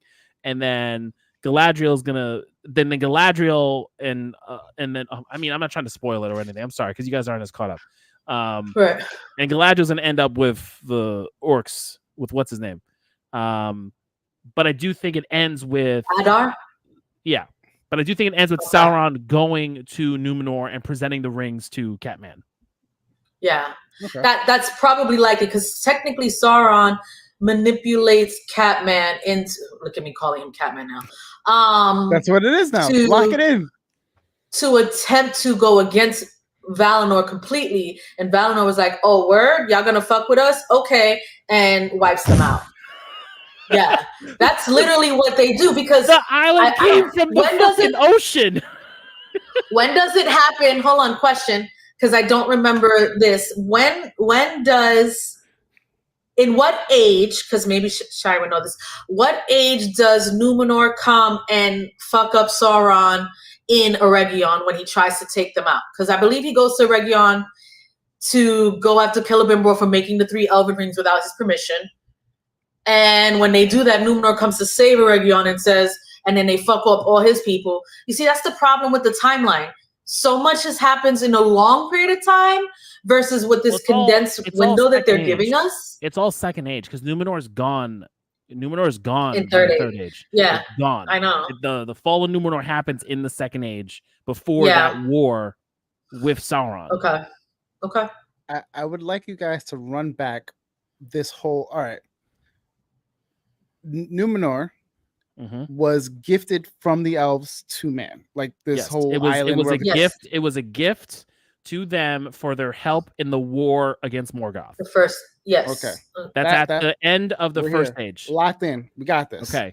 Now, when Sauron comes and they're like, "Oh, fuck around and find out," they just go, "Yeah, we're gonna turn this bitch into Atlantis." Yes. So not exactly, but yes, they flooded because you got to think about exactly. That is exactly Atlantis. Because you got to think about it, like for X amount of years, I don't like whatever the fucking timeline is, right? X amount of years, they were all about the elves. They were all about Valinor. They were all about Iluvatar. They have all this shit, and then they were like, now they have 9 rings, and they're like, we're big. Then the hubris comes. They don't get 9. That Numenor will get one of the 9. The other 9 are going to the other kings of men. Don't get all 9. That's right. I forgot. They don't get all 9. And then they stop with the elves, and they're like, "We're jealous of you. We want what you have. We want to go to Valinor. Why do we have to die and you get to live? That took our jobs." Like that's essentially what happened. There we go. In the Lord of the Rings, Numenor defeats Sauron after the forging of the One Ring in the Second Age, which lasts 3,441 years. That's a lot of age. Yes. Right. This is what we're saying. Like the show kind of takes that. Like they should have. I would have preferred that they just fast forwarded time frame rather than convoluting timelines altogether. Right. Give us certain things that happens. Right. Give us the beats that you want here. 50,000 years later, here's what's happening here. Here's what happened, as opposed to let's bump it all together, and then it makes it a little bit more confusing to follow. Yeah. I think that's where a lot of the Tolkien fans are pissed off at. Gotcha. Yeah, Second Age, 3319 is when Numenor falls. Gotcha. Yeah, and that's just before because Catman Third goes. Age. Yes, Catman goes at the coercion of Sauron to attempt to assault the Undying Lands. Yeah. Merging the timeline starts to becomes info dumping and work vomit, honestly. Yeah. Hold on. Word vomit. Word vomit. Yeah. Yeah. I'm totally in agreement. I'm just gonna have a lot of questions because this feels right. This feels right. When I'm in the driver's seat where I know shit, feels weird. But I like it sometimes. I do. But it's been so long that I've been on Game this of side. Thrones seems to be a me and Tone's thing. Lord of the Rings seems to be a me and Tone thing. Star Wars. What else we got, Tone? Oh, Star Wars is a me and Tone thing. You give me Fallout. You give me Fallout. I'm locked in. Yeah. Solo leveling. I'm locked in. When we do kaiju, anime is your shit. Anime is your shit. I'm not in that one. I'm basic. That's what me and Law tag in. Yeah. I'm a basic. That's when I'm like, I don't know. I got the basics. That's it. Anyway, yes. So the God sinks Numenor. Because Numenor decides. I forgot. Like this is a whole like. There's a god and Eru Iluvatar is God, like capital G, Yahweh, G-D, God. Okay. Allah, like he's God. And then you have you are very well-rounded nerd, Shy. Very well-rounded for sure. And then you have all the other mini gods, which is where Melkor comes in, right? Melkor is one of them. Because he's Satan, because they all sing, because they sing. That's how they create life. And then Melkor's like, I want to do my own fucking thing. So he sings his own fucking song, and he goes off to the beaten path, and everyone's like, fuck off, you do you. Melkor then has Sauron, who is his angel, and then that's when they start the war, the Dark World, and then you have the elves. Melkor, aka Morgoth. Yeah. You can't say Melkor. They can say Morgoth, or is it the other way around? They can't say one of the two names in this because while they're interchangeable, Melkor. It's Melkor. They've used Morgoth. They can't say Melkor. Morgoth is in the appendices. Melkor is in the Silmarillion, but they are interchangeable. So right, because it's the same person, same character. Okay. Anyway, yes. So they have a capital G god, and they have a bunch of other mini gods, and then they have their angels. That's like. Two more questions. And fun fact: the Balrogs are essentially on the same level as the wizard. That's Gandalf, which is why Gandalf was able to fight him. Yeah, they are they are creations. He said, "Run those hands for real." They are creations of Melkor. Yes, like Sauron. Yes, like Gandalf. They're all. I think they call him Ishtar kind of thing. Basically, their level. Yeah, they're just all like they're like so you've got demigods, pretty much. Yeah, and you've got his gods, and then you've got the ones under that. Okay. Yeah. Okay. All right. So, what was your question, Law? The other one, I want to put a pin in Eagle. Just remember, Law wants to question the Eagle. Okay. Don't say it yet. I want to know thoughts. Eagles are their own thing, just so you know. I had a feeling. The Eagles are just their own. I'm gonna put an eagle pin on that. I want to know what you guys thought about the origin, or this origin for Sauron, seeing him about to be crowned and then betrayed by Adar, and then become this ooze, and then form into Halbrand and all this other stuff. So from what I understand, this is something that was never explained. We just know that they can't die. Morgoth wasn't killed. They entrapped him. He's stuck, slaved in, right? The Ishtar can't die. So how do you kill something that can't die? They never really explain that from what I understand. But it's an interesting take that they give us this visual. That level of entity, I don't think they do. I don't think they do, essentially, but I do think that Morgoth ends up casted into the void and essentially imprisoned for 3 ages. Yeah. Damn. Because he doesn't die.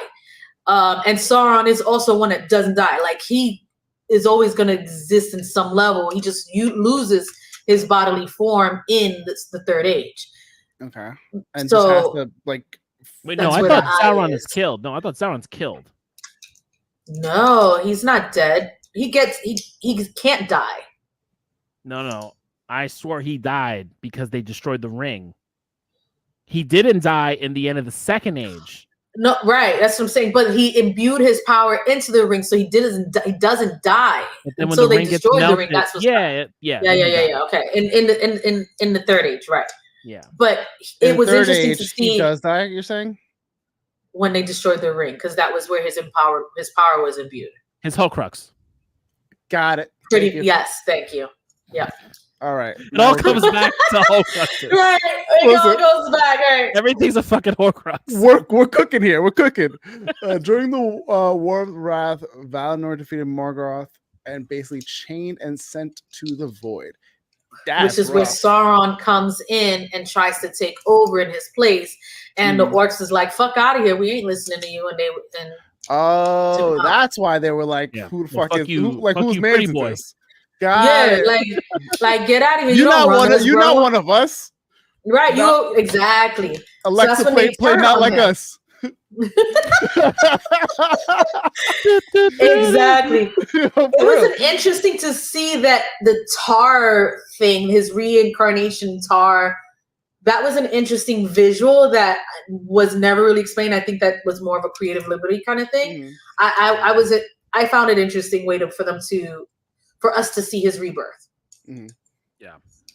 Would it do all right? So when essentially Gandalf goes from gray to white, do we see him or do we know how that happens? Is it the same thing of I died and I came back in the same body, new frame? Pretty much. He came. Iluvatar was like, your job isn't done. God was like, nah, he was like, nah, go back.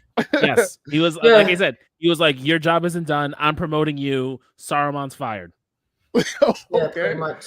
Got it. Which is why he was able. But we don't see that in the movie. We know that in the books. When you kind of see it, but not really explained. In Two Towers, when they're in the forest and the three Gandalf, Aragorn, Legolas, and Gimli see him, they're like, Aragorn's like, "How? I saw you fall," and he's like, "I thought I was dead too. In the darkness, I fought the fucking Balrog and died on the mountain, and then I woke up naked in the white, and then I was sent back." Mm-hmm. Oh, okay. And then he became, and then they were like, "Oh, you're Gandalf." He was like, "Oh, that's what they called me, Gandalf the Grey. I'm Gandalf the White." And then, because and that's why he was able to go and pretty much push out Saruman out of the king in Rohan, because he's at the same level, if not more powerful than Saruman. Yeah. And Saruman recognizes, "Oh, you came back. Okay. We'll see." Yeah, fuck. You hot shit now. And then his whole plan gets destroyed because of fucking trees, So he ain't that smart. The ends was tight. I mean, you fuck with them, they're gonna fuck back. You know what I mean? Sauron originated as Maya, one of the immortal angelic spirits created by the supreme being Eru before the world's creation. Interesting. All right. Right. Mm-hmm. So much lore. So much happening. So much lore. I'm still trying to piece some of the stuff together because listen, I know there's more than what the movies and the show is giving me. So I'm trying to make sure I at least have a well-rounded look of all this. All right. From the movies were eagles are a thing. Eagles, him and Gandalf locked in, they're homies. Yep. But eagles are legit just their own thing. Yes. Mm-hmm. Explain now, why is this an omen and why he's the Eagles were the Eagles are created by the King of the Valar. They are essentially from him. They are his creations. Ooh. So a lot of different Valar have different creations. Eru Luvatar created two beings, humans and elves. That's it. Like mortal beings on Earth. He created humans and elves. And he loved humans so much, he gave them mortality. That is legit from the text. His gift to humans was mortality. They were his favorite. But it allowed humans to, as always in everything we read, humans have free will, humans have ambition, humans can go larger than themselves. Where everyone else is so close to nature, they can't go past it. That's this idea, right? So where do dwarves, orcs, are created by one. They're created by one of the gods from in the pantheon. And he wasn't supposed to. Okay. Same with the Ents. The Ents were also created by one of the gods, and the same thing with the eagles. And then the half-foots, the hobbits. The hobbits were actually. I think hobbits are like are a line from humans. Yeah, hold on. That one I'm not sure.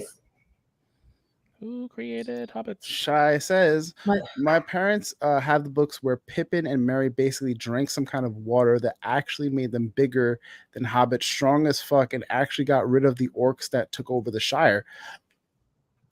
I would have loved to see that in the fucking movies. That's interesting. That would have been dope as hell. So it says here the exact origins are unclear. Could have been from one of the gods. Halflings. Do we just chalk up a lot of shit to like the gods got bored and they were like, yeah, let's do this? I mean, that's what most of them Pretty did, much. right? So like, but for the eagles, to your point, they are essentially creations of the leader of the gods of the pantheon. Okay. That's his creation, which is why like they don't belong. No one controls them. They are a force for good, but like they are not forced to do anything.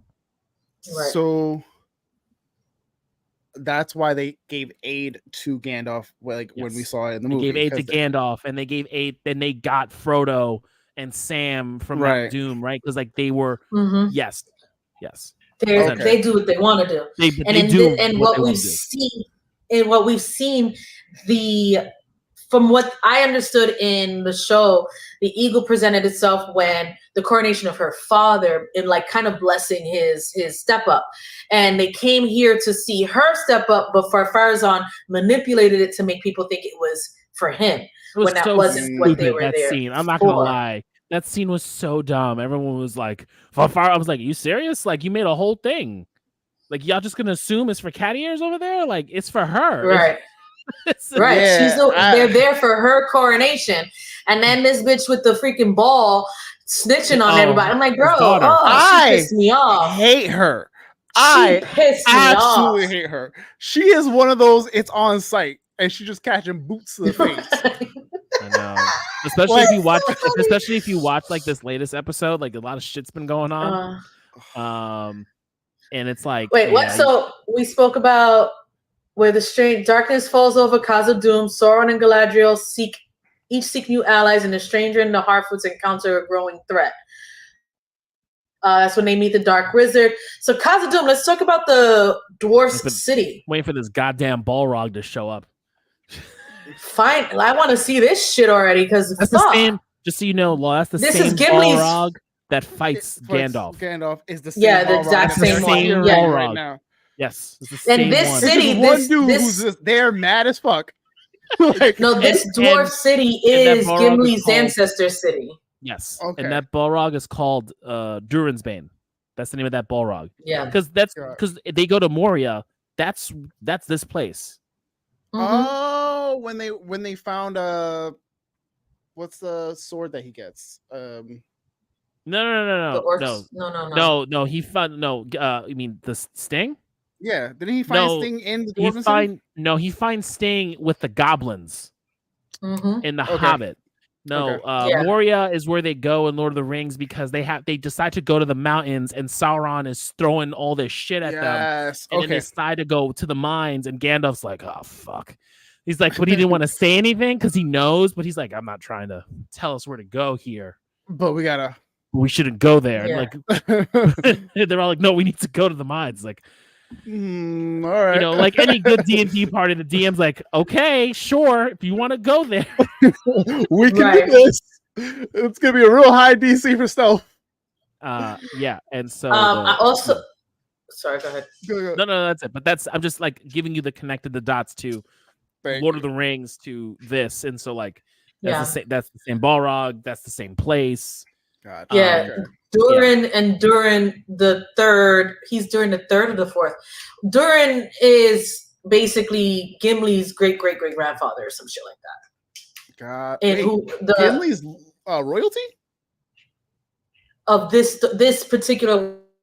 line of dwarves, he's related to them. Yes. I think he's Durin's folk. Wow. I think he is. He's Durin's folk. But they don't like treat him as such though. Like no, at this point, when we see Lord of the Rings, a lot of the dwarves are misplaced, or they don't have a home for really like that. Got it. Okay. And also the Fellowship of the Ring is all descendants of some form of royalty. Because you have Legolas, who also he's a descendant of royalty. Gimli is what's his name? I thought Legolas was made up. Viggo's character. What's Viggo's character? Oh, who? Viggo's character. Aragorn. Aragorn. Oh, Aragorn. Yes. Aragorn, thank you. He's a descendant. He's a direct descendant of Isildur and Elendil. And I believe what's his name? The guy who turns against them, Ned Stark. He's a descendant of another king of man, isn't he? Or Boromir. So they all. No, Boromir's father is the steward. He's the steward of Gondor. That's right. That's right. All right, we got this one already. Wait. Gimli's line is royalty. Yeah. Wait. According to the timeline, Merry and Pippin offered. We read that drank one. the end. What? No, we read the one before this. But this one specifies that according to the timeline, Merry and Pippin drank the Ent water that was affected by a tree beard during the Lord of the Rings Two Towers. It made them grow 3 inches taller, making them the tallest in Shire history. Very interesting to know. She also notes that Gimli's line is royalty. Yep. They were misplaced, which is mentioned during The Hobbit. Okay. Yep. And then, Aragorn. Oh, Aragorn. Thank you. Yes. Yo, Shy is on it. She know. I want to talk a little bit about the misplaced folk from the Southlands that they go into a settlement of Numenor, and we see Arondir? What's the elf's name that I like? It's Arondir, right? Arondir. The black one? The Spanish? Yes. The Puerto Rico one. The Puerto one. I'm a little bit bothered that they killed off the female. So they killed her off because she does some. They killed her off screen because of some work that the actress was doing. I think she was doing some humanitarian work, and she's been doing that, and so they decided to kill her character off screen. Oh, wow! That's stupid. Really? I thought it was stupid as well, but I'm just waiting for this fucking kid to show his ears off, man. I've been waiting I'm waiting for that too, isn't he? Because I'm thinking he's Arondir's fucking son, right? Like we know, like it's the worst kept secret. That's his. Wait, his time out. Okay, wait. Arondir is this kid's father. That's what we assume. That's what I believe. That's what everyone's. Okay, we're all on the same page. That Theo is half elf, right? Yes. But he's so fucking determined to tell him, no, fuck you, you're not my dad, that we don't have to talk again. Why? Like we don't know what happens that they're mad at that he's mad at him. Because at the end of the first season, that is not their relationship. They're all family buddy and bullshit. So I'm thinking they're gonna be able to live happily ever after, move to this Numenor settlement, and they lit. No. Probably pissed. They probably have to give a reason to why the mom died or how she died, and he probably blames him for it. What's the mom's name? Do we remember? I don't remember. I don't remember. She wasn't that important to recast, unfortunately, it seems. That's stupid. That sucks. Yeah. Yeah, I can't. Theo's mom. I don't know. Malva? That seems about right. Nope. I don't think that's her. I'll find it eventually. Yes. But that sucks that they just wrote her off screen. I feel like they could have just done something else. So all right, before we get into, because you were talking about like the Southlands, you briefly mentioned like the dwarven Bronwyn. Bronwyn? That's her name?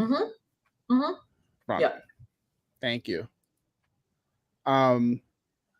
But you were briefly mentioning the what you call it? Why can't I think? You were briefly mentioning the Dwarven Kingdom, and you were gonna go into that before before you did Southlands. All over the place. I forgot my point. Never mind. Essentially, like the Dwarven Kingdom is dying. Like they're not connected to the mountains anymore. I don't fully understand why they go under the dark and what exactly is the plan there. It's from the Mount Doom explosion. So so why do they think the rings would fix that? Actually, you're not there yet. You do find out. Okay. You do find out. Did you see? I've got to catch the other two. I'm up to episode 3, and I thought that it was a manipulation thing. No, the rings have power. Just Sauron is just doing his thing. It's not like they're not snake oil. They legit have power over the ring as well. Wait. Oh, hold on. Note: dwarves were misplaced after Smaug sacked the kingdom under the mountain at Erebor and drove them out. Most of the survivors fled to the Iron Hills. Some went into exiles with the royals. Some were also fighting the war over the ring as well. Got it. Okay. Yeah. Look at all this fucking context I'm getting now. Because before I'm just like, why is this person doing this? I have no idea. This doesn't tell me any of that. Yeah. Right. Yeah. So you do find out. So like, did they lose sunlight yet? Did the dwarves lose sunlight? Essentially, they lost 3. In episode 3, they lost sunlight. I can't sing to, or the mountain doesn't sing to me anymore. That's the main problem because they can't grow crops and everything is happening, right? So like that's their issue with the mountain. The ring they get helps there. It does help, but then it leads to another problem. But it helps because the rings aren't snake oil. They have legit power. It's just that they are going to be connected to Sauron once he has his ring. But from what I understand, doesn't it attract the Balrog? That is the problem. Okay, that's what I was expecting. So the problem what happens with the Balrog is that they keep digging, and because they keep digging for Mithril. They keep digging and they keep digging and they keep digging, and so they disturb the Balrog, which is why in Fellowship of the Ring, Gandalf says that the riches of the dwarves is in gold and gems, but it's Mithril, and that they dug too deep. And even Saruman says they dug too deep and found something that was dark. So that's what's going to happen. They're going to dig too deep for the Mithril, and then they're going to find the Balrog. From what I understand, the power of the rings is designed to enhance their own individual power. And since the dwarves' individual instincts are greed, they continue to dig deeper, and it causes their own demise. That could be it too, but it does help with the situation they're in currently. Okay. Because they need a reason to buy into it, right? So like they're sold that this ring can help you. Okay, well, what's the thing that you need help with most? Well, we need fucking sunlight. The ring helps with that, but then leads to more. Yeah, okay. And then they need the Mithril to make more rings. And now that they've gotten their power, they've locked in with this fucker and say, okay, then we'll give you more Mithril since you helped us with this. Mm-hmm. Okay. The more I also really love the relationship between Durin and his wife. Yes. Oh my God, I love that relationship. It is one? Like me and Val said 2 different relationships. Wait. I thought you was thinking Elrond and Durin with the friendship, but if you're talking about wife and husband, yes, that too. But we saw more of that in the first season, which I do love and appreciate. But I was thinking, she ride for him. Yo, she is ride or die, but she also goes like, "Listen, I love you, but I'm gonna tell you, you're being an idiot." And I was like, respect, do that shit. And then, but like, she also said it to the king. She was like, "Yeah, if you don't fucking get off your stubborn high horse, I wonder where he gets that from." I was like, "Fucking go off, queen. I love you. I love her. Yeah, so much. Yeah." Okay. Oh, Toad's face is like, yeah, love her to death. Something bad? Oh my God. No, I don't like Toad's face just now. No, something bad happens. We're fighting. No, I promise you, nothing happens to her. No, she's great. She's good. I like her. I like her. I do want to ask, like, what her ability, what is that? She can sing. So this mountain speaks to her in song. Like legit, like that's like a siren, basically, but with the mountains. She can, like, you know how, like, in think in D&D terms, how dwarves have tremor sense. Oh, think of that. Okay. But that's like, but specifically, there are stone singers who can sing to the mountain and find the spots where to dig to get the sunlight in. That it doesn't collapse them in, basically. Or like, you know, or how Toph can like fucking feel everything. Yeah. In her feet. Like that's the connection. I thought it was more magic based, and I'm looking at it like, but it's just like it's all natural. No. Like they're just very in tune with the mountain. With the yeah, exactly. That's why when she was like, "Oh, like back up, like it's gonna like fall on top." Oh, yeah, she knew. But the connection kind of got severed with the awakening of Mordor. Yep. Got it. Okay. Got it. We're cooking. Now I feel comfortable moving to the Southlands. I don't understand what's going on there. Which is a mess down there, to be frank. There isn't much happening. There isn't much happening.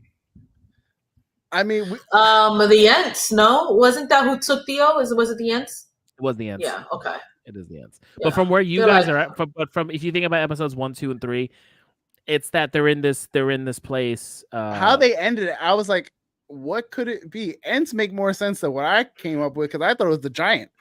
The one that came up through the ogres. The ogre. Oh, the troll. The troll. Yeah. The trolls, yeah. Wherever the big motherfucker came in and was Eater like, of Dragon and he was Ball. like, "Here's your head."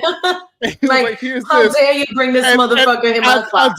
Azar was like, yeah, like, you got it, Chief. Like, I'll kill you if I could, but I'm not trying to start shit. Right. He basically looked at him like he was Suge Knight. Yeah, he did. Well, like, am I wrong? Like, at the end of the day, he needs to create that alliance, because if not, they're going to join Sauron, and the trolls aren't someone they want to fight against. Interesting fact that 9 Rings of Power have different effects as a collective or individually. Effects. The fuck? Okay. Yeah, because understand. So from what I understand, the rings are designed to enhance the individual's power. Like Galadriel already had power of foresight. Same with Elrond. Now that they have the rings, it is enhancing something that they already had. The same thing with the 7 rings for the dwarves, the same thing that will happen with the 9 rings, and they each have different types of power. The problem is when he creates the 1 ring, and the 1 ring will enslave all the other ones to him. He can only take control of the 9, though, instead of all. Because the 7 rings, it doesn't work on the dwarves. The dwarves are too stubborn, and they don't fall into the manipulation. And the 3 rings of the elves wasn't created by him, which is what made him mad at Celebrimbor. Got it. But in this version, in the books anyway, in his version, okay. I don't know how what they do with the 3 rings is going to be interesting, because they weren't supposed to be made first. Got it. Yeah. Elven Rings is to heal and preserve, but the side effects, nostalgia and procrastination. Okay. Dwarves gain wealth. Downside is greed and anger. Very interesting. Okay. I like it. Yep. Picasso. Here for it.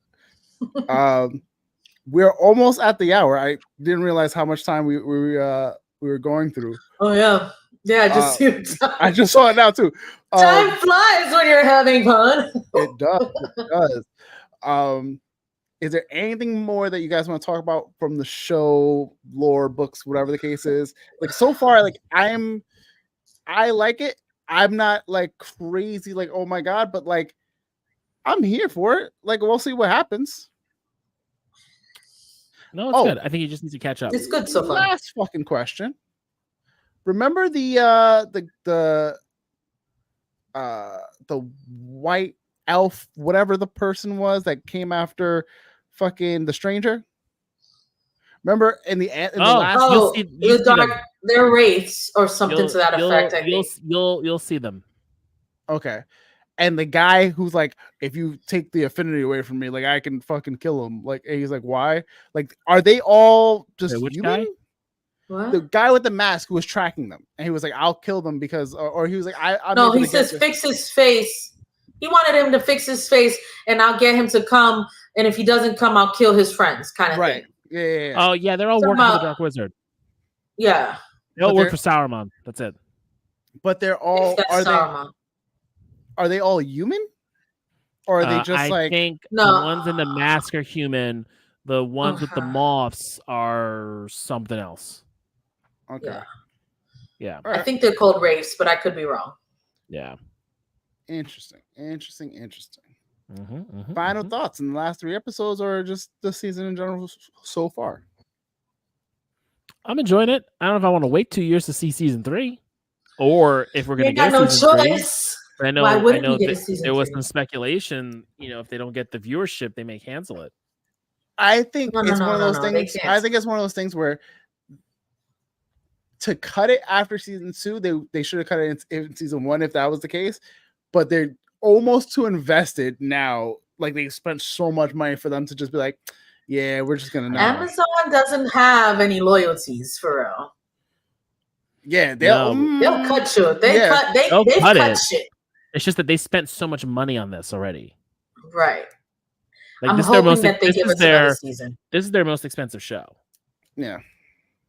Right. So everybody needs to tell everyone to watch Rings of Power so I can get my other season. Please. Thank you. I mean, to be fair, I'm just here for Jack Reacher, Invincible, and Paper Girls. The boys. No, the Paper Girls got canceled. I know. I'm saying Paper Girls in like I wanted that show to go on because it was so good. The boys, you know what I'm really annoyed by? What? Advertisements. They're the worst. Advertisements on Prime. I am pissed. And they give me no. And they come in they cut in the fucking middle of the shit. I'm like, give it to me in the beginning, give it to me in the end. Why the fuck are you doing it in the middle of the episode? I hate when it's like, I hate when it gives the audacity.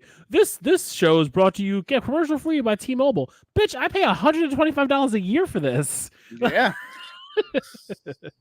Like what the fuck? And why do they not have an ad-free version anymore? No. Is that what it is? They don't have ad free anymore. But but to your point, I'd rather have but you know what? You can't do the ad at the end because no one's gonna watch it. Right. You can if you catch it just before. You know what? Doesn't matter. No one cares for the ads anyway. I'm surprised they're not doing. You pay more in the beginning, and you pay less in the end. I know, but they keep doing that. You keep paying higher tiers, and then they keep finding ways to be like, "Oh wait, no, we're still not getting enough money from you." Okay, I'm over it. I'm not a fan of the ads. This is one of the reasons why I fell off of The Boys. I was getting and they don't give me 1; they give me 4. It's like, bro, what the fuck? I don't even want to watch this show. And it's like this show is not edited for ads. Yeah. That like part. The shows are not edited to have ads where they have the good breaks and the break. It'll be like, and so said. Then you get that stupid Dunkin' Donut commercial. Oh, can you tell me what the birthday cake coffee is? I get different ads. It's the same shit over and over again. I'm not sure if it's a good one or a bad one. Dunkin'. Just here for a time. You haven't gotten that Pete's Coffee ad where like these like white folks go to an orchard, like, can I get the coffee that tastes like birthday cake? And this guy comes up and ignores them, and they're like, I'm gonna talk to a manager. What the fuck is happening? All of it makes me sad. Or the T-Mobile ad with the guys from Suits, and they're like this. You haven't seen that? No, I get the progressive ones. I get a bunch of progressive ads. I get a bunch of Xfinity ads. I guess because of location, maybe. I'm starting to think that. I don't even remember what ads I get because I try to just like be on my phone when that happens now. They just happen to me. It's so annoying. It is. They just happen to me. So I'm not a fan. Prime guys, Prime people, not happy with the ads. Put it in the beginning of the episode. I don't think they care. That's it. It's not gonna happen.